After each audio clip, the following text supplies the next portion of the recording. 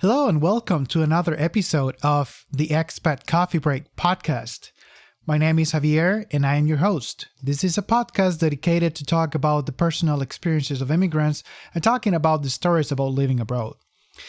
Most of the time I try to have friends also come into the conversation and talk about their experience. But I also try to bring up some of my experience, even though it's not as vast as I would like it to, in order to be able to have a podcast and talk about immigration. I'm not that experienced in immigrating because I've only lived in the US. This time I will be bringing some of my experience living in the US and getting a work visa. So this idea came from a question that I posted on a Reddit community that I follow, that I use also for some inspiration in the content for this podcast. So the question that I posted was, I talk about a little bit, hey, I have a podcast, blah, blah, blah. What topics would you like me to cover on my podcast about immigration, of course?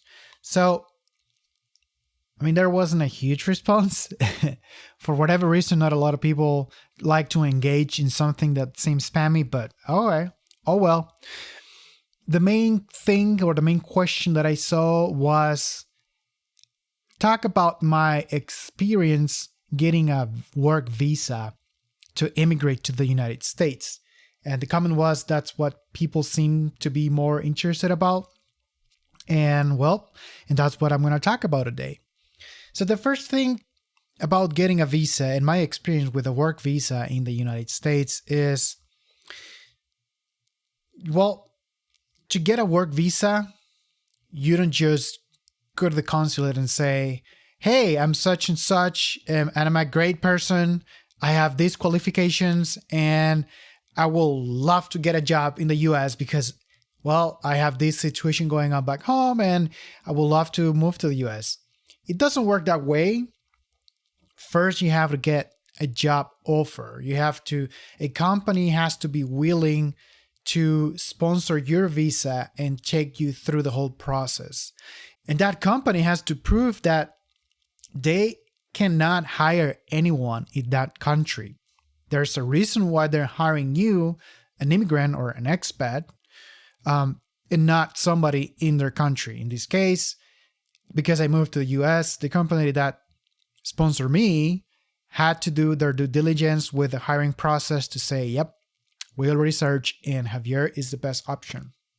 So that's the first thing I want to say. And I bring it up because there seems to be a feeling or a thinking that, it's easy to immigrate to another country and they will be willing to hire you because you're from a different place or you have a special talent. And to some degree, it is true. There's always a demand and an offer and demand. But when it comes to immigration, it's not as easy. And I say that it's not as easy because while the company might be looking forward to have somebody, say, a Mexican working for them in a US company because they're looking for a bilingual person and they want someone that speaks native Spanish. It doesn't work that way. Just because a company wants to have some international diversity in their company doesn't mean they're going to be able to import talent that easily. That's not the way government laws work. And that's the same for other countries. It's not just here in the US.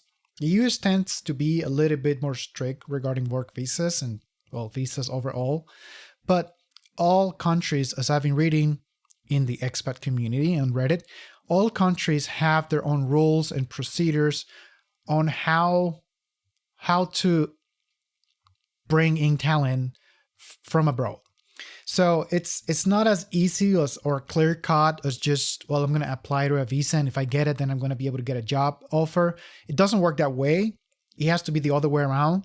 So the company has to be giving you the job offer. Then you're going to get, from the same company, you're supposed to get sponsorship for that visa. And there are different types of visas, but I can only talk about the type of visa that I have, which is an L1B visa.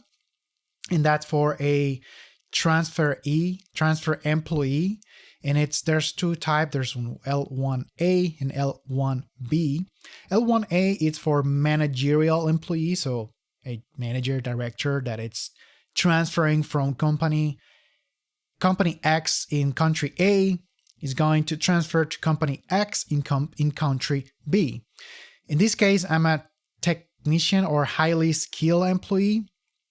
That's what the L1B is for. And so I do the same thing. I transfer from country A to country B, in this case, Mexico, to the US via the same company. So the company has international presence, of course, and they are the same company, they're all same umbrella company, corporate wise. They're the same, even though they're legally they're different, but that's a different thing. And so that's the type of visa that I have. It's an L1B, which is for a transferee employees. And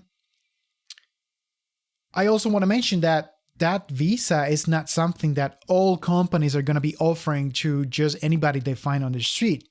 In my case, it took me 7 years to be working in a company to be able to apply for a position where they were willing to sponsor a visa. And I bring this up because I've been reading in the expat community that some people think that, well, because what I just mentioned, that first you have to get a job offer and then you get the visa. Some people think that the easiest way for them to immigrate, because that's a lot of people seem to be, that's what they want to do. They want out of X country and they want to go to another country. Some people think that, well, if I get a job at a company that has international presence, after a few months or maybe a year, I will be able to apply and get a visa and move. It doesn't work that way. The company really has to be willing to, and I've said it before, I've said it many times, but it's not as easy, and they really have to be willing to sponsor you and import your talent. In my case, it was 7 years, and it was basically the perfect storm got together. I had already enough experience in the field of work that I do. I have been with the company enough time where my manager and everybody around me knew my work and knew me. And so they were thinking I was a perfect match for that position. And even though I was a perfect match, they were not able to just say, hey, Javier, you're a good guy. We want you to work in this position. Why don't you just move and come over and we got your back? It was a long process because they had to do a hiring process. From the beginning, the way that it was sold to me was, well, there's an opportunity and you are a good candidate, but there's nothing guaranteed. We still have to go through the process of publishing the position and getting people from inside and outside the company to apply to this position.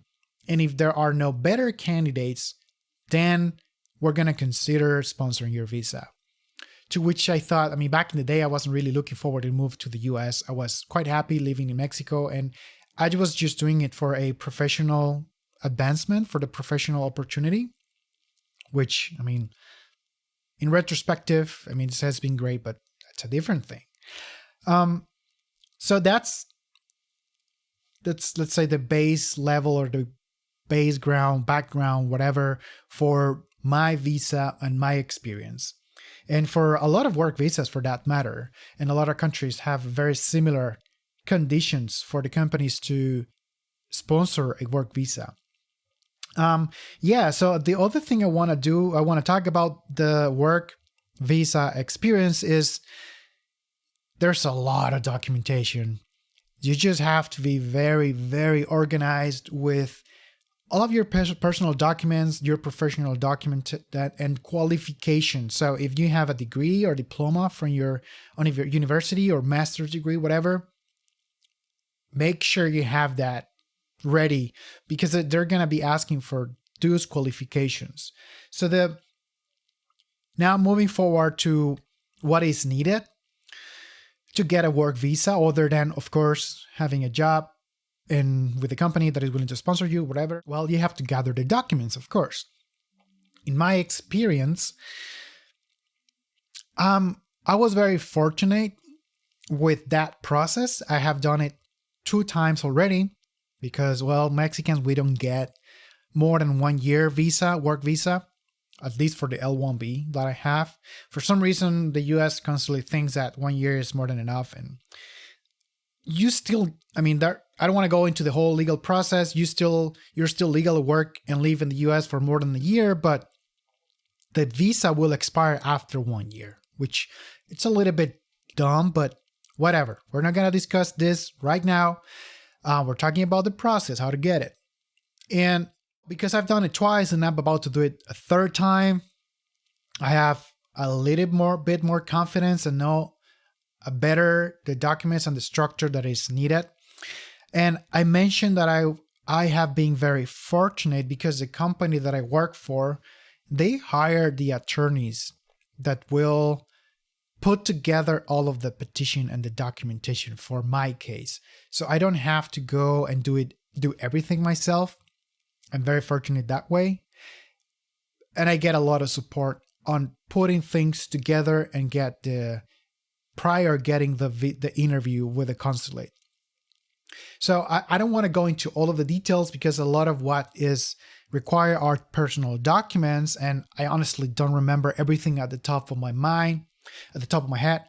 And I'm just going to give you the overall of what I remember. I kind of like the structure, what is within the documents that are needed to apply for a visa. So the sponsor visa, of course, needs a company petition. That's a document that the company has for all of the visas that they will be sponsoring through their legal name. And so that's what they call a blanket petition. And that's something that the HR folks down at the company that I work for, they gave me that along with the attorney.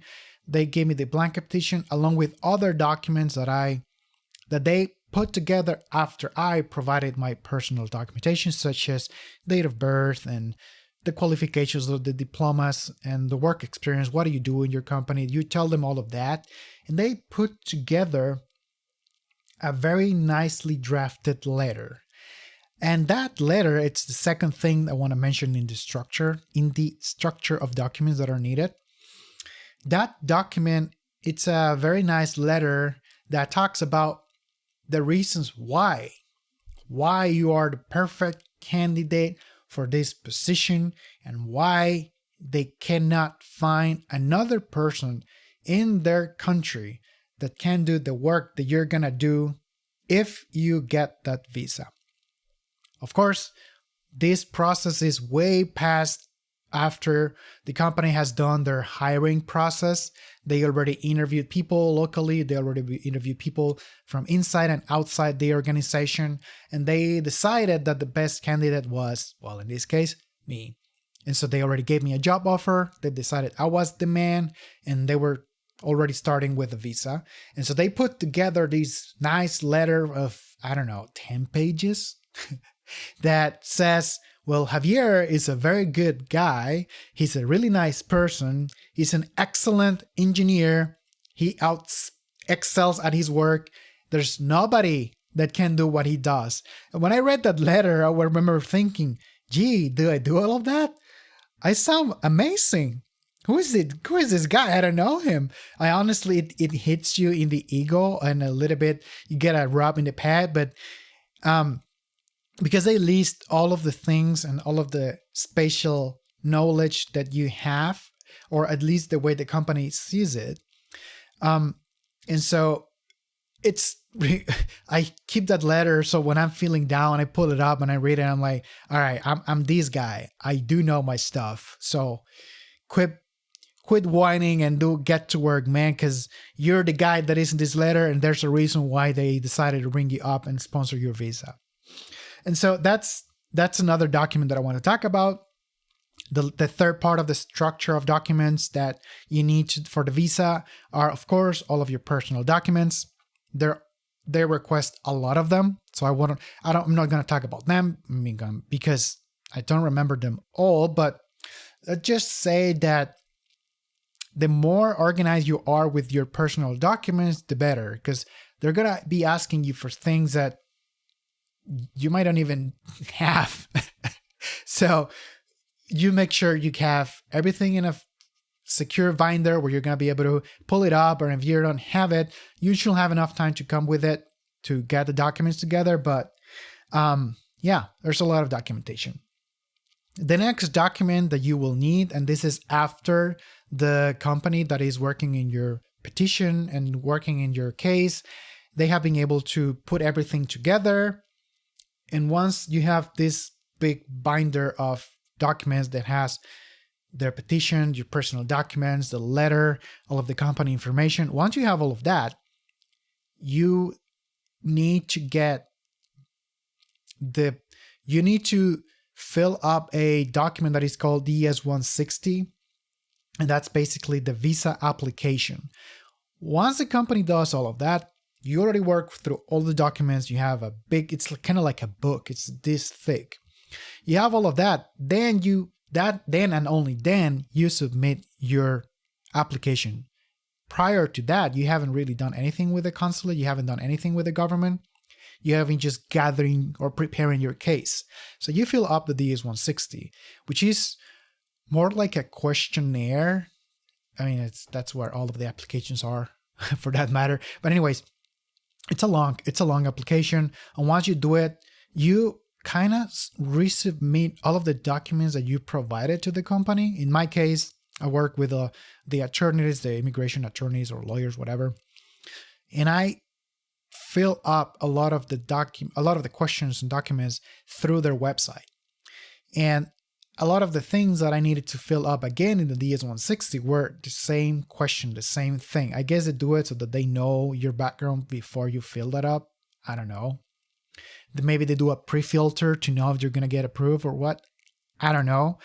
But you have to do basically what you fill up with the company. You have to do it again, which it's a little bit, in my opinion, the way the way I work, it's a little bit frustrating having to do things twice. But what are you going to do?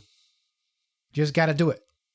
So after getting the DS-160, at the end of it, you get to a page where it says, all right, the next step, you have finished doing your DS-160. You do one for each person applying with you. In my case, it was me and my wife. So I get my DS-160 application number. Then you go to another website, which is a website specifically to get your appointment set up or scheduled with the consulate where you're going to get the interview. So yeah, I go into that website, fill up my application number, my name, blah, blah, blah, create an account, and you follow the steps. That's the easiest part because all you have to do is follow the steps, register your application, and at the end of it, it's going to tell you, good, you have done all of the steps. Now you just need to pay for that application. There's a fee, a processing fee with the consulate where you pay, I think it's $90, $190 a person. I can't remember, even though I just did it a few months ago. And then when you do the payment, you pay that fee, and then the website is going to unlock the calendar where you can apply for your interview. So there are two, in my case, there are two interviews. One where you deliver the documents and you do the 10 fingerprint, take a picture of you. And the second appointment is where you get the interview in the consulate. Something I want to mention about those two appointments is the security is very tight. It's kind of frustrating, to be honest, because you have to leave all of your personal belongings, other than the documents you're going to need. You have to leave them outside. And if there is no locker area, even if it's from the consulate or a private company doing it, or if you don't have a car, if you don't go with someone that is going to stay outside, you have nowhere to leave them. So, pro tip, make sure you have somewhere to put your stuff outside. Otherwise, if you had to travel from a different city and you had to stay in a hotel or have persons or friends or someone that is going to stay in that house or whatever, leave your cell phone and most of your belongings outside. There's a list of items that are not allowed, and those are published in the website. When you get the instructions, when you schedule your appointment, there's a list of things that they tell you cannot bring. So pay attention to that, so you're not into an uncomfortable, stressful situation where you're gonna leave your stuff, maybe your laptop, your iPad, or whatever you have with you. You're gonna leave that outside, and who knows if that person is gonna take them away. I mean, I don't want to take those chances.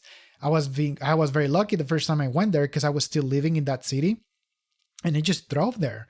So I was able to leave all of my stuff inside the car. They do let you bring in the car keys, so that's good thing.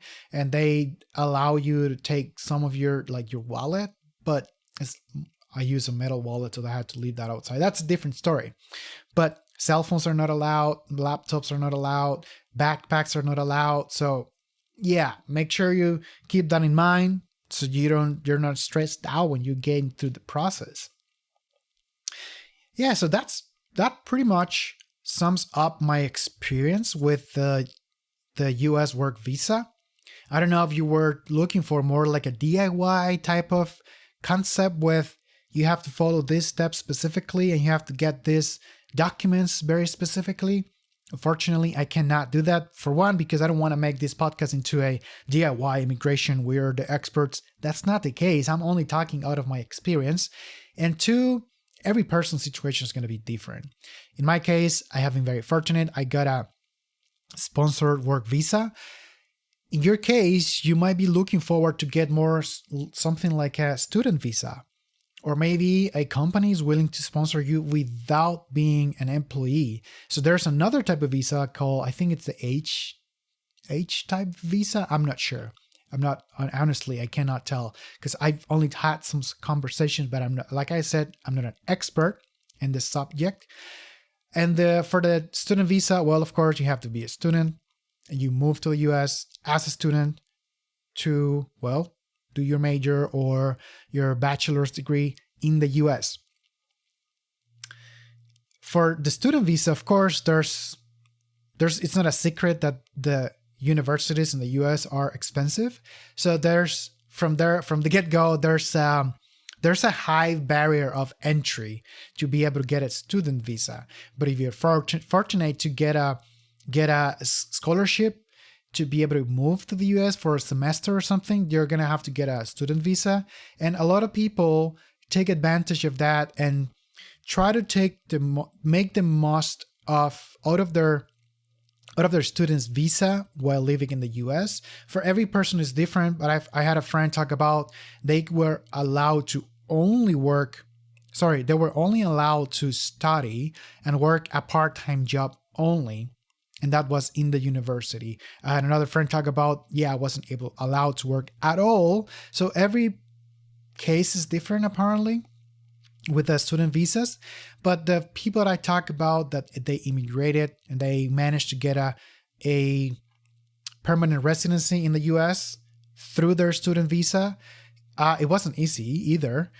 For one, because it's more of there's a lot of DIY for sure when you do it that way because you're on your own. Not unlike me, where I was very fortunate and the company said, you're the guy, we want you, we're going to help you. When you're in a student visa, you're on your own. And you have to study, of course. And once you study, then you move towards, I believe that's when you get the H-type visa, H like horse. And the companies have to sponsor that visa as well, and then you have to renew it. And whatever you get a job, you have to make sure that they are willing to sponsor that H-type visa again. I know of a friend that she was able to go through all of that and finally was able to get a green card, which means permanent residency in the US. And well, I was super happy for her and her family, but it's not easy. Hopefully she'll be able to join me in this podcast and talk about that experience. And maybe that's something you want to hear. Maybe there's somebody that is looking forward to know about that type of visa. So that sums up my experience with the US visa, work visa. I don't know if you want to know anything else that I can talk about. How did I felt about going through the interview? I mean, I already talked about the whole process, about how I felt going through it. To summarize it, it was very daunting, very intimidating.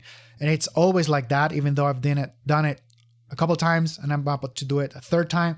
I'm still feeling nervous about the interview.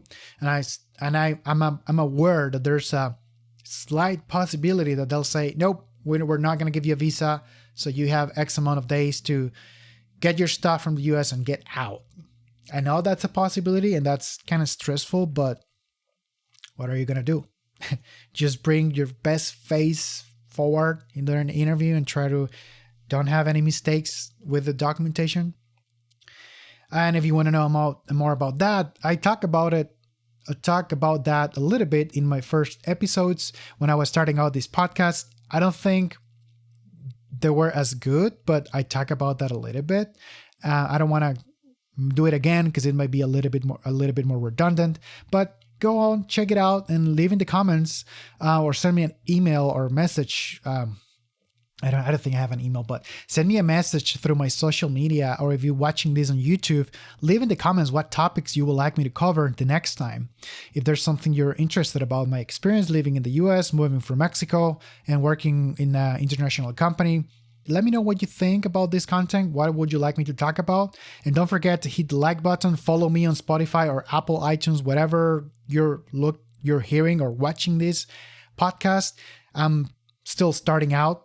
I'm trying to grow this platform, and it'll be very helpful if you share this with your friends. That'll be awesome if you do that. So please do that if you like the content. And yeah, that's it for today. Thank you very much for listening to me and my experience. See you the next time. Talk to you later. Bye.